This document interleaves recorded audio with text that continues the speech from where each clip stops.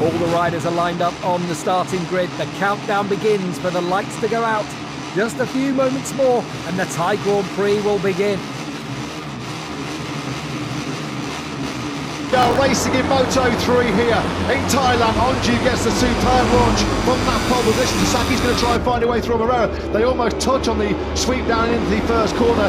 Yamanaka's got through on fire, so Yamanaka in fourth place. But that's Farioli going out really wide in that first corner. It's Onju that leads from Sasaki. Masia, where he started in seventh, there was definitely some movement on the grid from Yamanaka. He was moving side to side, but hopefully he didn't move forwards, so he didn't jump the start. Here comes Fire then at the inside as both of the Likumoli Husqvarnas go on the attack into turn 3. Yeah, look at Masia on the inside of both Morera and Yamanaka. 2 for the price of 1. Awesome that by the World Championship leader Masia, 6 to 4th. Just in that turn 3 alone. Now look at the speed he's picking up here on that Leopard Honda. We know it's great in a drag race. It's like a missile, isn't it, that Honda underneath Masia? And in quick fire, he's gone from 7th to 2nd. The top 2 men in the World Championship, top 2 men in this Grand Prix.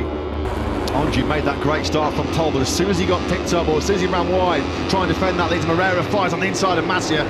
That's lovely through turn 8 and 9. Now it's all getting really, really busy, really hectic. Morera, this has been brilliant.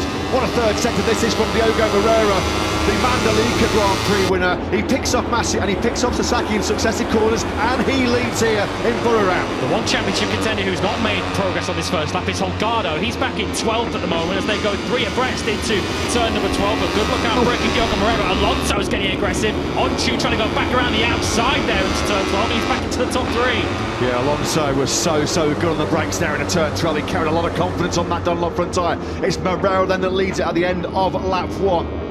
Onju's really been beaten up on this second lap. He started it in 3rd. He's now back behind Holgado into 10th. So Holgado now starting to get on with this. Looked like a moment mid-pack there for somebody's down. Was that Munoz? Further back. I don't know if that might have been David Munoz. It looked like it was Sasaki. Sasaki. It's Ayumu Sasaki, and that is a game changer for the Moto3 World Championship in 2023. Ayumu Sasaki has been, well, we won't make a judgment call, but I think it might have been David Munoz that was involved in that incident as well. Sasaki then and Munoz are out of this Grand Prix. Holgado's involved too, Matt. Holgado's dropped down our order. He's not come across the line yet either, so clearly Holgado delayed in this, and he's run straight into the back of Munoz, so clearly has a mistake or a moment there coming through the left-hander. Saki's run straight into the back of it. Well, I think and there goes Holgado up on the outside. Look, he's stuck in between the 2 whites.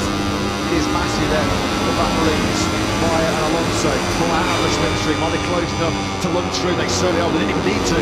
They got in the slipstream and passed it before the braking zone. So Masia goes from 1st to 4th. I was thinking before Fursato was going to nick the inside there, coming through in 5 as well. But Masia in P4. Graphic demonstration once again about how difficult it is to break away on this particular circuit. It is nigh on impossible unless you've got a serious pace advantage, and no one really does in this race at the moment. So we're looking over from the aerial shot now. The rider who's been quite quiet in this group so far has been Onju after that difficult second lap where he dropped back to the bottom of the top 10. Of course, that chaos up ahead of him promoted him up a few places. So Onju is now running in 6th, just ahead of that Oktober Bertelli battle. But Onju will certainly be trying to pound the drive for the closing stage where we know he's so good. Sasaki, Munoz and Holgado involved. That was Holgado. He did really well to stay upright, didn't he, on the KTM. Behind him, though, was Munoz and Sasaki going through the gravel trap.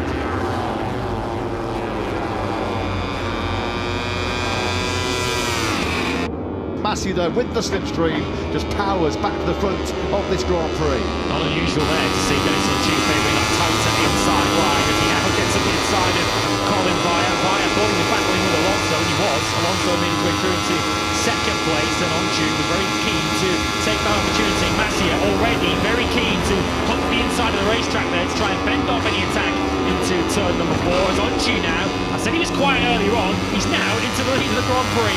What a move through that high-speed turn 4. You've got to be bold and brave to make that one work.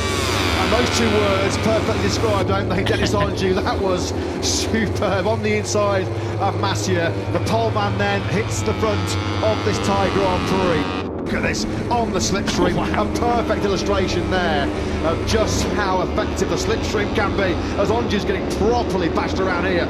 On the outside they come through 5. Onju in quick succession when he was leading coming out of turn 3. He's been picked off by Alonso, Barrera and Furusato. So Onju goes in the space of a couple of corners, first to fifth. Here comes Furusato on the inside of Alonso. This is brilliant. What a ride this has been so far by the 18-year-old Japanese rider. His best World Championship finish, a 7th place in Mandalika. This on the slipstream. Wow. A perfect illustration there of just how effective the slipstream can be as Onju's getting properly bashed around here.